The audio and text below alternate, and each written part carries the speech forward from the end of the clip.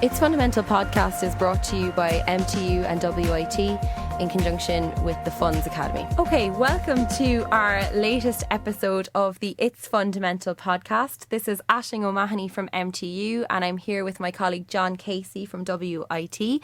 Today we're going to be discussing a really interesting topic with a great guest, the topic of blockchain. So many of you are likely interested in cryptocurrency and digital assets. It's a very hot topic in the investment management industry at the moment. However, if you're like me, you might not fully understand the underlying technology that goes with these cryptocurrencies and how exactly it works. One phrase that John and I like to always quote is the Jeremy Irons quote of speak to me like a small child or a golden retriever.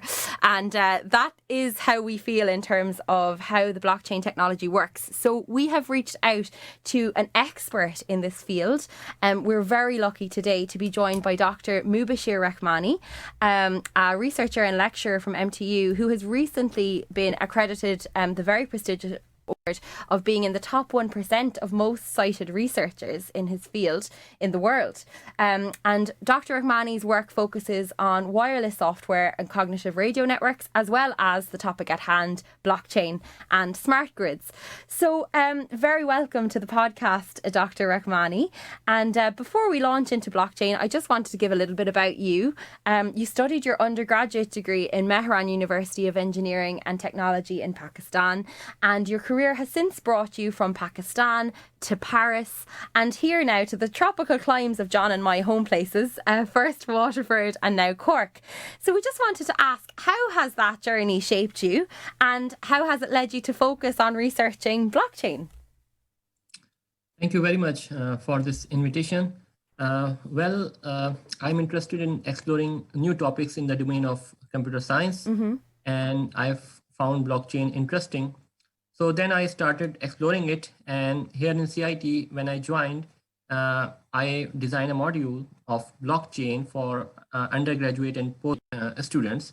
So when I was collecting the material for teaching this particular module, I was unable to find a single textbook that has both the theoretical and implementation aspects. Okay. So then I started, exploring this topic and also started conducting research in this topic. And this also resulted in producing a textbook on blockchain as an outcome of this module here at MTU. Wow. And how long did it take you to write a textbook on blockchain? Yes, for this particular textbook, it took 1.5 years. Okay. Definitely just for the write-up of the draft itself. But actually, there was a lot of background studies going on for several years. Then I came up with this idea of writing the blockchain. Very good. So I suppose that's obviously very, very advanced in terms of being at the stage where you're writing a textbook. So just to bring it back to people like myself who wouldn't be as familiar with blockchain, I just wanted to ask you, who invented blockchain? And could you please just explain to us, maybe in simple terms, as you would to a complete beginner or a novice, what blockchain is? Okay, so first I will answer the last question about the blockchain. Basically, people keep assets in the form of land area, shops, vehicles, agricultural land. And these assets need to belong to a person, group of, or an entity or a government organization. So these assets can be sold and by one party to another. In this context, first we need to prove the ownership of these assets.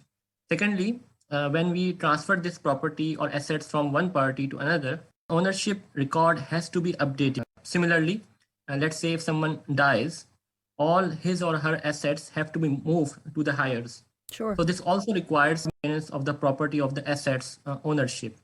So this record maintenance is known as ledger. Basically, a ledger can record asset transfer within an organization or within a government body. So from centuries, this has been done manually, and the records saved registers like books or registers. That's a whole department established and named as registry if you look at old government departments. So from the last few decades, this practice has been changed, and now this record keeping in ledgers is moved towards computer, means computers are now saving these ledgers and these records. Sure. So we have these digital ledgers. Now these digital ledgers are maintained using different softwares like Microsoft Excel, databases like Oracle or any other databases. Now there has been some advancement in how these records are maintained digitally on the computers. Mm-hmm. So with the evolution of internet and with the evolution of distributed computers, these ledgers were evolved also, and they are now in the form of distributed ledgers. So let me give you an example. Mm-hmm. For example, when you use your ATM card, you make a transaction and get some money from the ATM. That transaction has been recorded at the back end in a database. Yeah. So you make a transaction, and this record, this asset has been updated in the ledger. So this is done using a third party. There is a bank which checks your credentials, whether you have sufficient balance in your bank, and then they update the balance. Now, this third party need to be reliable, and in our case, it is government and banks says that remove this third party. Mm-hmm. And there is no need of third party. There is no need of government regulatory bodies, and we will make these transactions in such a manner that we will not. So that is the basic concept of blockchain. It means blockchain says that we are creating trust among different parties without involvement of the third party or regulatory body. Now, there is some technical details, but in summary, blockchain is providing trust among different parties to make transaction without the involvement of the third party. Okay. Now, going back to the first question. Now, since blockchain, technically speaking, it's like a database or ledger that is saving your records on the computer. Now, it has a lot of applications. Everywhere where you use a database, you can replace it with blockchain. Definitely, there will be some use cases. Blockchain cannot be applicable in all the cases of databases, but majority of the times we can use blockchain in replacement of database. Now, one such an example of blockchain is cryptocurrency. And one of the famous or first implementation of cryptocurrency was Bitcoin. So it was Satoshi Nakamoto implemented the Bitcoin blockchain using the blockchain concept. So if you say who invented the blockchain, so I can say the first implementation of blockchain in terms of cryptocurrency Bitcoin was the person or a group of people, Satoshi Nakamoto. Okay, I understand. So essentially, it's a historic concept, almost as old as ledgers, I suppose, which we've been using since the beginning of time.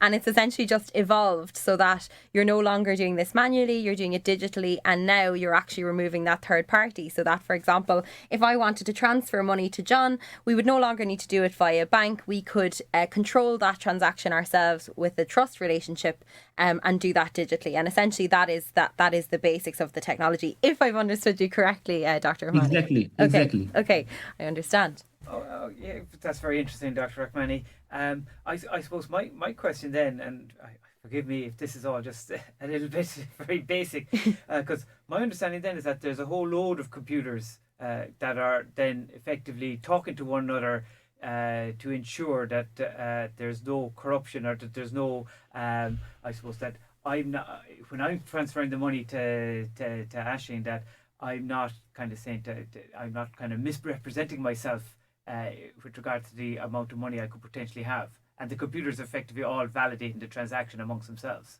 Is that accurate? Yes. So there is a technical aspect behind that. So let's say there are 10,000 computers around there, that are involved in that transaction. So when you make a transaction, those more than 50 computers need 50% of the computers need to make a consensus that the transaction that you made is correct, and if you want to disown or revert that transaction, a majority of the computers need to achieve on a consensus. So the underlying technology is basically a consensus algorithm. It depends upon the type of the blockchain system that you are using. So there are several types of blockchain architecture. Depending upon a particular architecture, you will have a particular consensus algorithm. So this is how system works. Okay, and I suppose then a follow on from that, this is the kind of the economist in me coming out. Where previously we had one computer, effectively a bank. Now we seem to have hundreds of computers. Is that not inherently inefficient? No, basically, I can say that the computer system itself, they are evolving. So previously we have the centralized systems. Okay, so the bank has a central computer, but if you ask practically, there are multiple distributed computers that are located in different locations. Because let's say you have an account in a bank, and when you make a transaction, if the bank is geographically located in California and you are making a transaction over here, so there should be some computer system over here that validate your transaction so that it can done very quickly. So we can say that although it is centralized system, but it is in practical it is distributed system, geographically located in different locations. So they are very much efficient. Now, just giving you a context, the adoption of blockchain in practical system is taking time. The reason is that blockchain systems are not that much time efficient. If you use ATM card or any transaction on Amazon or any other e-commerce site, you got just validated very quickly, because their systems are actually centralized system. But when you talk about blockchain system, you have to get consensus of several computers, lot of computers, and it takes around 10 minutes or 12 minutes depending upon the type of the blockchain you are using. So the transaction speed of blockchain system is the main technical obstacle for the adoption of blockchain technology as compared to the current traditional system that we are using. Okay, and I suppose you mentioned there a technical obstacle. Are there also, I suppose, non-technical obstacles? And by that I mean, I can't imagine the banks are too keen on a lot of this kind of technology. Yes. So basically, when this technology emerged, the first aspect is the trust. We rely on governments and these banks. They are the credible entities. Yes. And if we somehow lose our current trust, or the banks are bankrupt, we lose our money. So there's a level of trust. Now, how we can trust on these non-trustable system through blockchain system? So that is one of the major obstacle for the public adoption.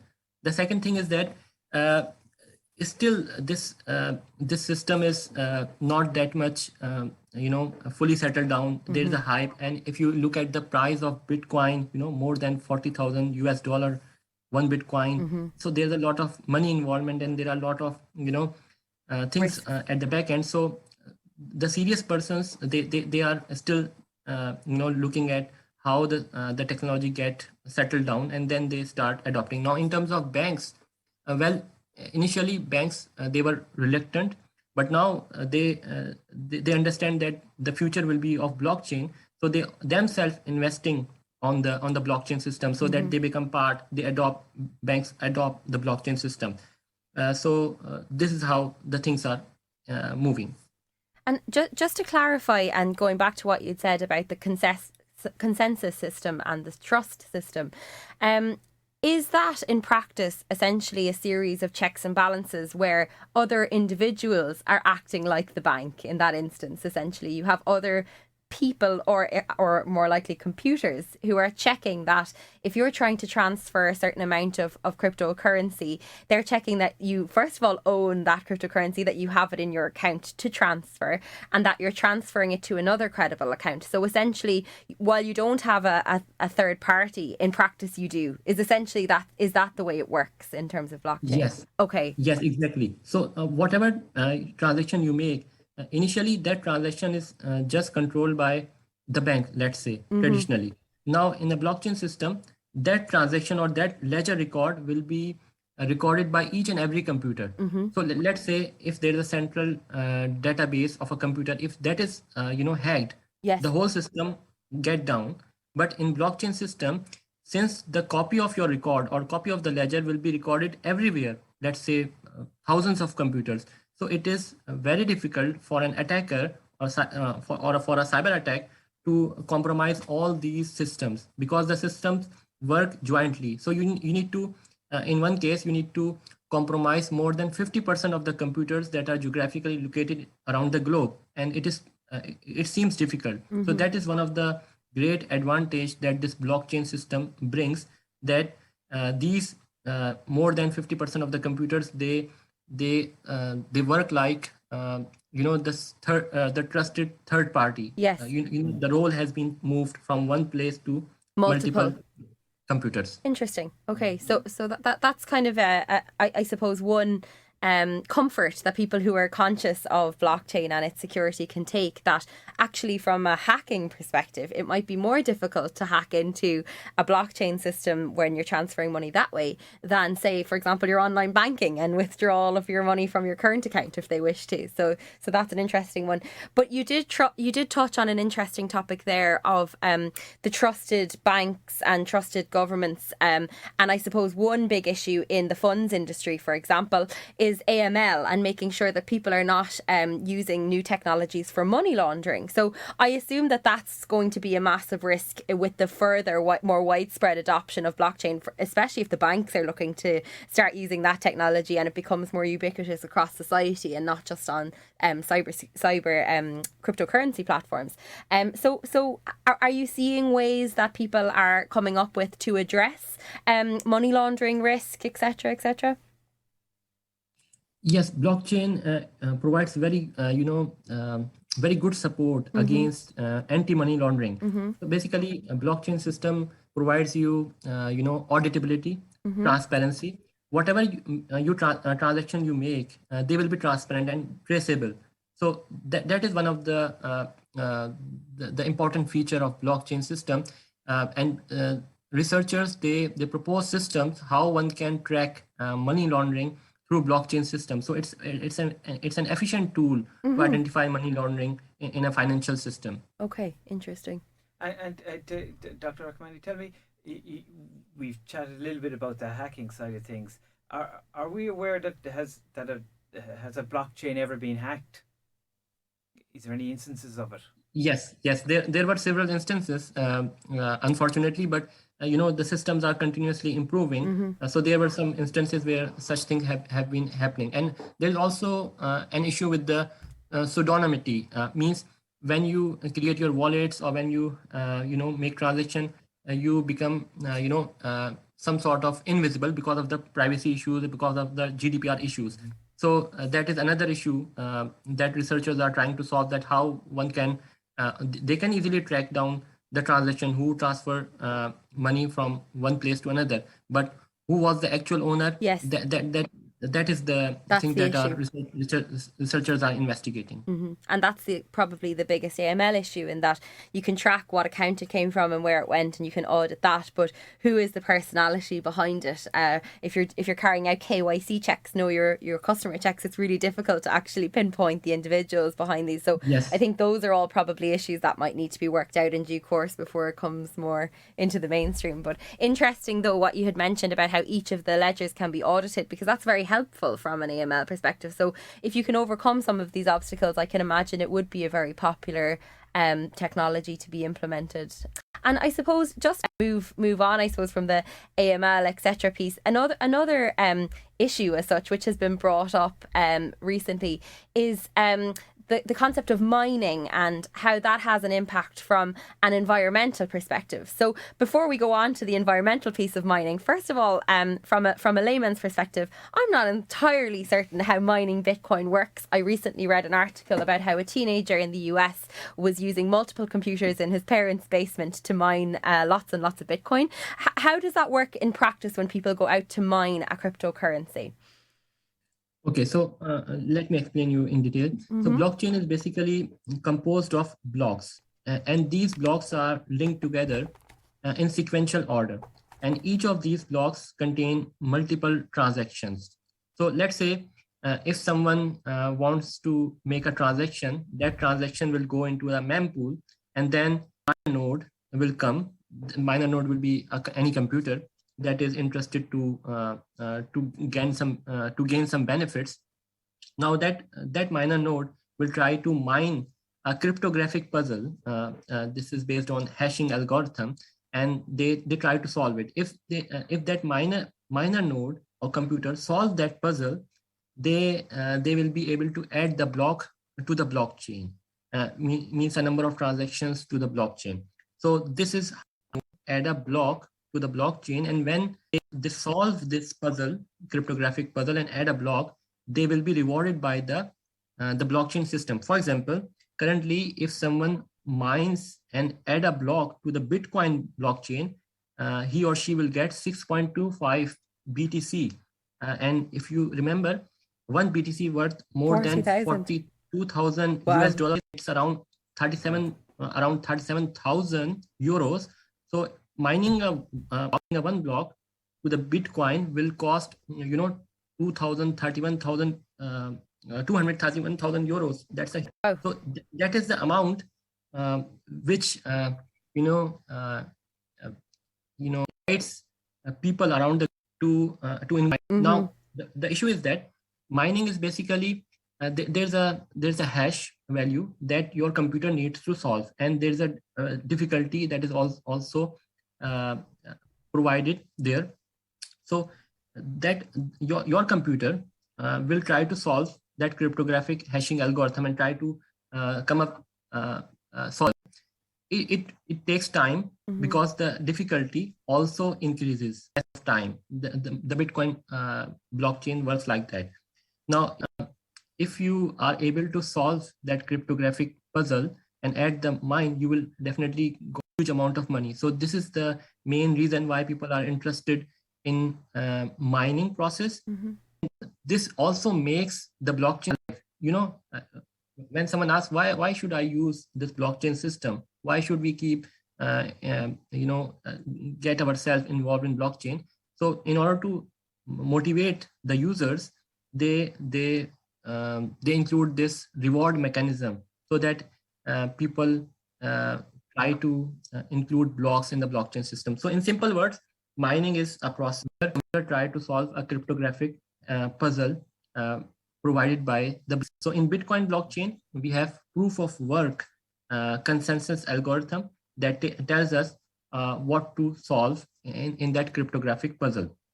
Now, if you look at back in 2009, your computer can easily solve the mining puzzle easily, and it doesn't take too much energy because you are just running your computer at home.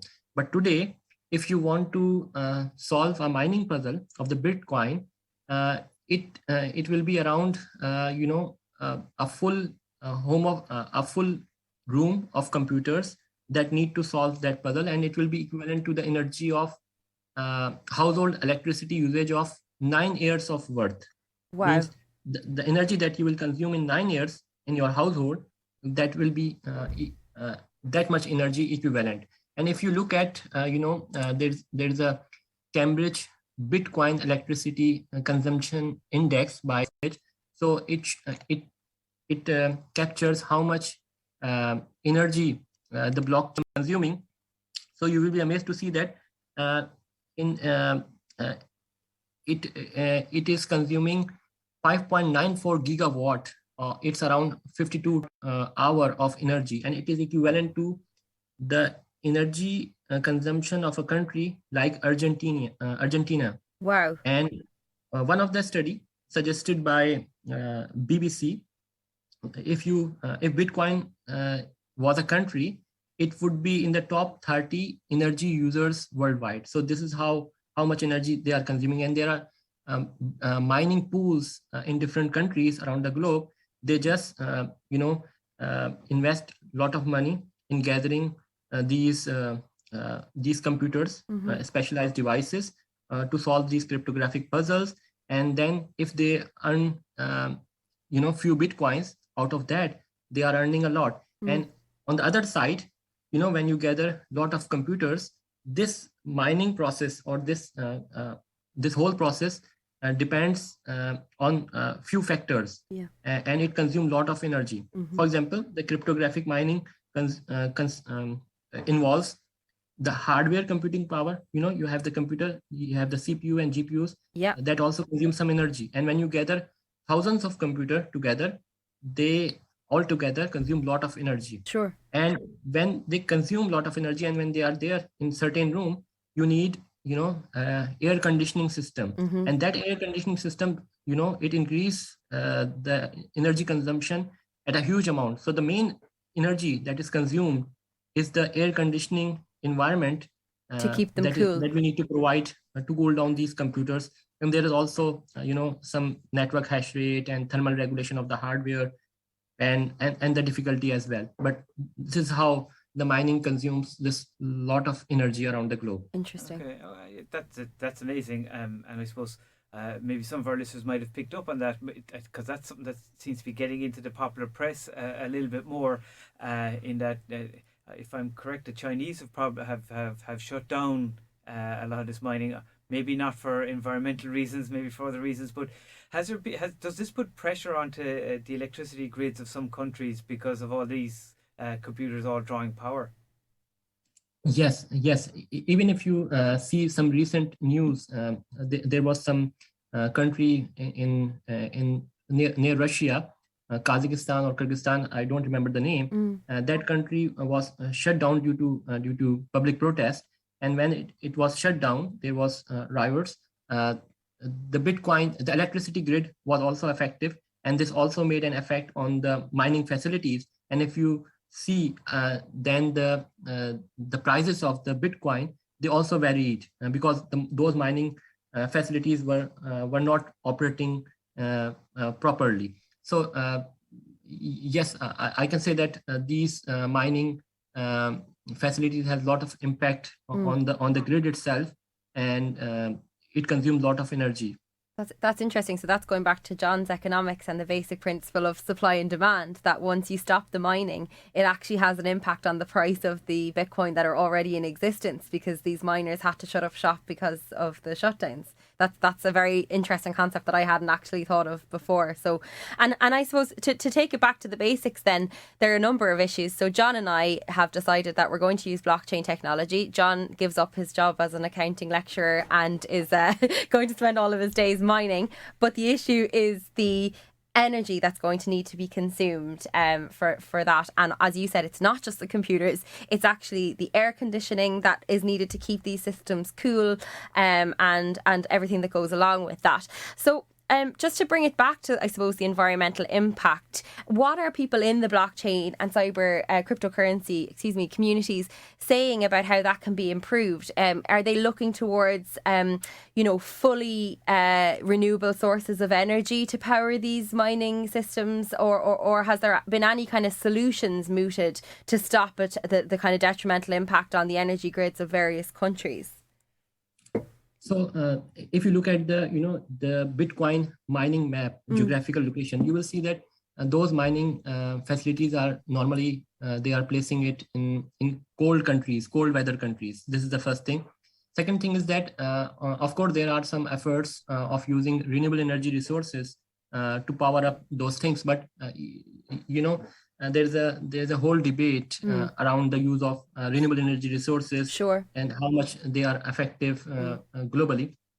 So researchers, basically this topic is under consideration by the researchers. There are different aspects how we can improve the efficiency of these blockchain systems in terms of energy. The first thing is technically the improvement in the consensus algorithm. So Bitcoin blockchain use proof of work. So there are other blockchain systems, cryptographic systems, cryptocurrency systems, where we are using different types of, you can say, the consensus algorithms. So those consensus algorithms, they are not using the same approach used by the Bitcoin blockchain. So they don't require the energy consumption. So a lot of effort has been there in order to improve how this consensus algorithm works, and there are several variants in the market available. This is one thing. The second thing is that the fundamental research in the domain of computer science, how they can propose energy efficient hardware like a CPU, or how we can further reduce the energy consumption by these computer systems. So on both directions, researchers are working and they are coming up with solutions, but definitely it will take time. And it's the Bitcoin system that is consuming a lot of energy because of the the amount it carries, mining, and the reward it gives to the system. So particularly Bitcoin is consuming a lot of energy. And I suppose that's a point that we need to, I suppose, take on board briefly, is that actually the blockchain itself isn't causing these detrimental environmental impacts. It's the Bitcoin mining or the other kind of cryptocurrency mining. We can still use blockchain technology in other useful ways without it being detrimental to the environment. And I think that's an important distinction that sometimes gets lost when Bitcoin and blockchain are conflated. Yes, yeah, exactly. Apologies. And I suppose then, Dr. Rehmani, if say I've set up my blockchain and it's nothing to do with Bitcoin, okay, why then do people kind of allow their computers to be part of this distributed ledger? What's in it for them? So one incentive is the cryptocurrency itself. So there's a lot of money involved, and for a newbie, when they say that, okay, you just need to create a wallet and put your computers on solving the puzzle, and you will be rewarded with the money, a lot of money without too much effort. So that is one of the incentives that a lot of people are attracting towards a blockchain system. Now another aspect is that let's say you are a consortium of automobiles, and you have different automobile companies, and you want that all the records of those automobiles need to be maintained in a proper way. So when you will launch that blockchain system of automobiles, people belonging to that sector will be the part of that blockchain system. Similarly, if you move your supply chain system on the blockchain system, from retailer to supplier to producer, and maintain it through the blockchain system, everybody involved in the supply chain system will become part of that blockchain system. So it is not necessary that everyone become the part of every blockchain. It depends upon the use case and application where we are using that blockchain. So having said that, Bitcoin, cryptocurrency are based on blockchain system, but blockchains are not 100% cryptocurrencies. It's just cryptocurrencies, I can say that safely 5% or 10% application of blockchain system. There are numerous other applications of blockchain in every sector where we can apply this blockchain system. Yeah, and I suppose maybe one thing that I think I just need a bit of clarification in my own head then, for what you've described there to me sounds like a kind of a quasi-closed system, in that you have maybe a whole load of suppliers getting together and as a set together a blockchain system, and it goes back to this idea of trust. Then how can you trust if it looks as if this is something that has been put together by one particular sector? Yes, so it goes to the type of the blockchain you are using. So there are three types of blockchain system: public blockchain and consortium blockchain. So public blockchain systems are those systems that are publicly available. Anyone at any time can become the part of that blockchain, and whenever they want, they can leave that blockchain. And that blockchain is completely transparent, immutable, publicly available. Now, in those particular type of blockchain, public blockchain system, we generally use proof of work consensus algorithm, and it costs a lot of energy. And one such example is Bitcoin blockchain. Now, if we move to the other extreme, which is private blockchain, where only the allowed people can become the part of that blockchain, and there we don't need this proof of work consensus algorithm or the typical consensus algorithm that we require in Bitcoin blockchain. There it will be work like a bank, a central entity, but having different other features that blockchain support. Now, in between, we have the consortium blockchain. That consortium blockchain has both the public essence and the private essence. So it's in the middle. It's not fully public, but a consortium of companies will become the part of that. We have a specific algorithm. So there may be a consensus developed by few companies to allow any record to be blockchain. So there different types of consensus algorithm work. So depending upon the nature of the blockchain, we have this variation in the type of mining and in the type of consensus and how the records are added to the blockchain. And those particular ones then, the latter ones you were describing, they wouldn't be as environmentally damaging. Exactly. Because let's say if there's a consortium block, there may be 2 or 3 companies that will be just validating the transactions and adding blocks to the blockchain. So there will not be necessarily the proof of work consensus algorithm that will be working over there. So it will not be consuming that much energy. It will be like a traditional database system, but having unique features that blockchain provides.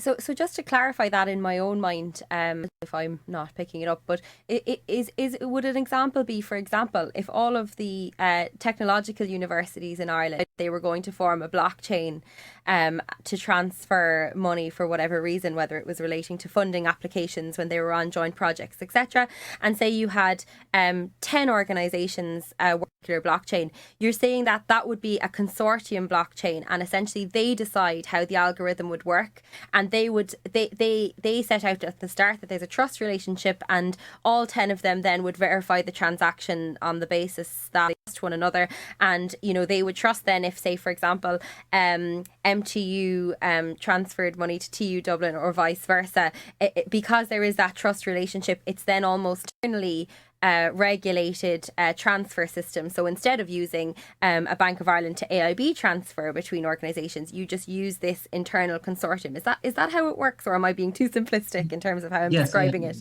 This is how exactly it will work, and it also provides as well. For example, it will provide currency, it will provide you immutability, availability, security, and non-repudiation.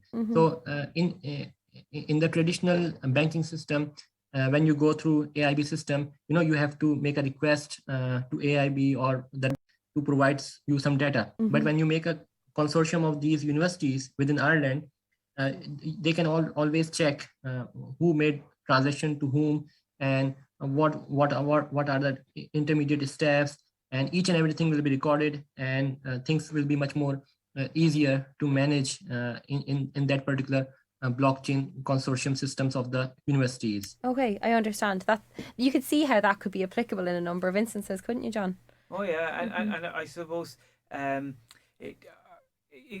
guess my question is, I suppose, around, are these blockchains in use? But we just can't see them because we're, it's like we don't necessarily, when we go to the bank machine or whatever, we don't necessarily know what's happening in the bank in the background. So to what extent has blockchain, not without our knowledge, it's not that it's without our knowledge, but it's just happened as part of ongoing technological improvements? Yes, a lot of companies are investing.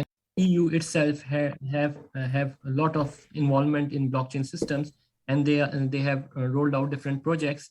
For example, electronic medical record system, they are going to be shifted on blockchain system. There are some other industries which are adopting. Big companies like IBM and Microsoft, Google, they are also investing a lot on these blockchain systems, and they are trying to check how much they are applicable in the practical scenario. One of the major bottleneck is again the transaction speed supported by these systems. So these systems, they have still some ongoing issues. For example, issues related with privacy. They are the major obstacle in adopting the system because of the GDPR in the European context. So I don't have any specific figure in terms of percentage or in terms of adoption of blockchain, but governments and countries around the globe, they are investing a lot, and they are checking the system in parallel, and slowly and gradually they are adopting this blockchain technology.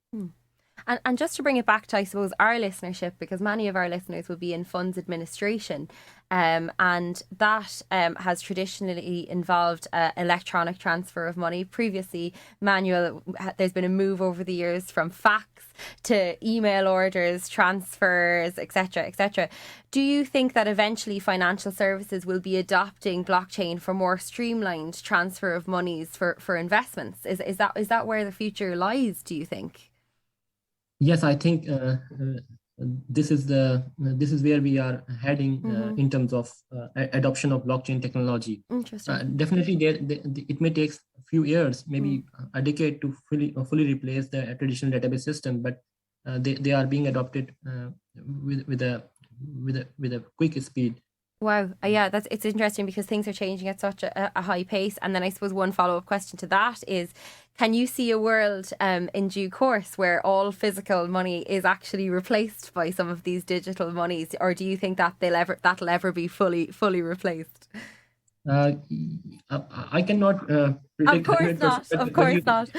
But you can see there are NFTs these days, and lot of people who owns the intellectual properties like audio songs or video songs or pictures or cards or movies or GIF images. They are using these NFT technologies that are basically based on ethereum or blockchain system. Yes. So they are everything is moving with a very quick pace. So maybe there may be a time where we move towards using blockchain system fully, but the major problem will be of the governments, because the governments, even if one part of the globe using those blockchain system, another part may not be using it because they may not trust on the underlying technologies that are used by the blockchain system. I understand. Yeah. And I suppose then when we're looking to the future, am I right in saying that the main barriers to further adoption of blockchain applications, are the main barriers now more in the human kind of political sphere than in the technological sphere? In other words, the technology now is relatively stable. I think both aspects have their implication on the adoption of the blockchain technology. The governments and the political sphere, they are also having their reservation, and at the technological front, we are not able to come up with a system that is fully replacing the transaction speed of the current systems. So still the researchers are working, and we hope that the governments will come up with some regulatory efforts in the adoption of the blockchain, and on the other front, researchers will be solving these issues. Yeah, it's interesting. And I suppose as well, there's the issues that we've discussed on top of that, between knowing your customer checks plus the environmental issues. But all of these are interesting issues to be worked out, and hopefully will lead to more widespread use of a useful technology as you've outlined its many uses. I think that's where we might leave you go. We've already taken up a lot of your time, Dr. Rehmani. We really, really appreciate you sitting down and explaining to us in basic terms. I'm sure, given your high level of expertise, you're probably more used to explaining to far more sophisticated people than myself. And John, no offence, John, I'm not putting you in the same bucket as myself. But given that we constantly speak about digital assets in our industry, I think it is really important sometimes to take a step back and look at what the technology behind it actually is and how it actually works, because you're never going to be able to implement a new technology unless people understand it and its implications. So we really, really do appreciate the time you've given us today. Yeah. Thank you so much. Okay. Thank you so much. Thank you, Dr. Rehmani. Bye now. Thank you for listening. As always, this podcast is available on all good podcast platforms and indeed through our website, FUNDacademy.ie.